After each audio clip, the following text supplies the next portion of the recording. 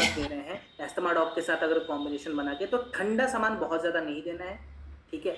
और साथ में धूल वाले एरिया में जाने से उन्हें बचाएं।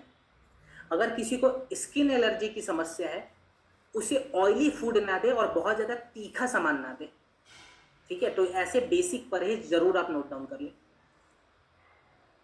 चलिए अब हम बात करेंगे स्टोन डॉग के बारे में। Just a second.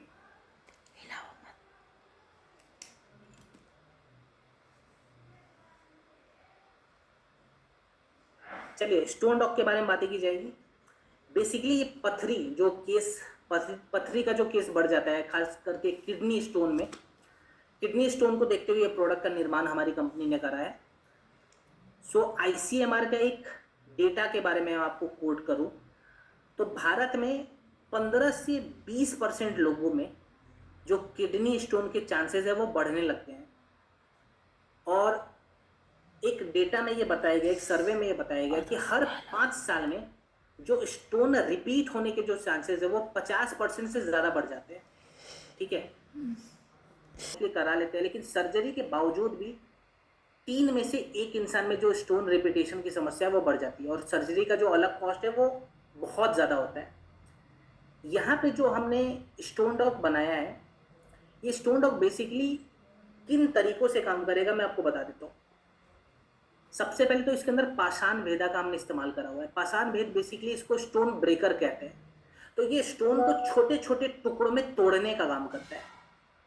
Indian journal of experimental biology ने 2011 में एक रिसर्च के बाद इसकी पुष्टि करी थी कि पाषाण भेद के इस्तेमाल से हम स्टोन को छोटे छोटे टुकड़ों में तोड़ देते हैं। अब स्टोन को तो तोड़ दिया, उसको बाहर कैसे निकालें? यूरिनल ट्रैक्ट के रास्ते से बाहर निकालेंगे। सो यूरिनल ट्रैक्ट के लाइनिंग को प्रिवेंट करने के लिए गिलोय बेसिकली क्या करता है इस केस में मैं आपको बता दूं। जो स्टोन के वक्त आपने देखा होगा कि बहुत सारे लोग कहते हैं कि हमें यूरिन ठीक से नहीं हो पा रहा है, ठीक है। जो उनका यूरिनल ट्रैक्ट है वो अच्छे से ओपन नहीं हो पाता, उसके जो वेज है वो ओपन नहीं हो पाते, वहां पे गिलोय काम करेगा। प्लस ये क्या करता है, इम्यून सिस्टम को उस वक्त रेगुलेट करने का काम करता है, और जो स्टोन के वक्त जो इन्फेक्शन के चांसेस बढ़ जाते हैं उस इन्फेक्शन को कम करता है।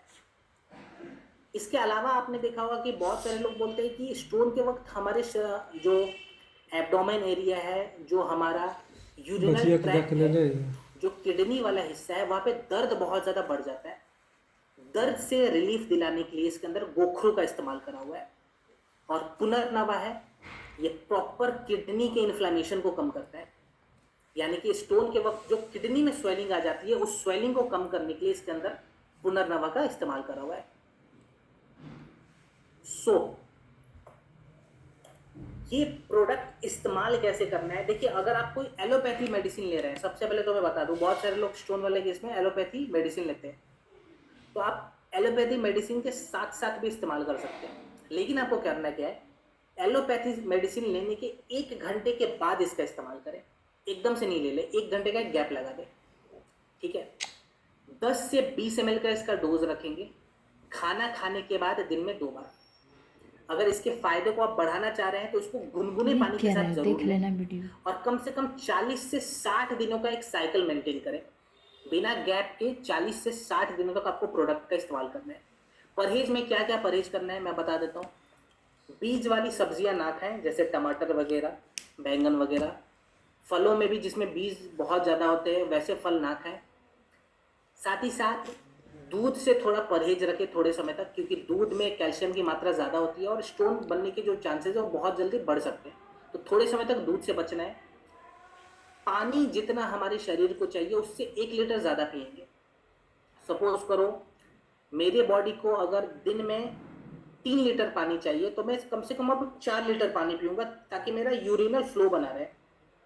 क्लियर? ओके।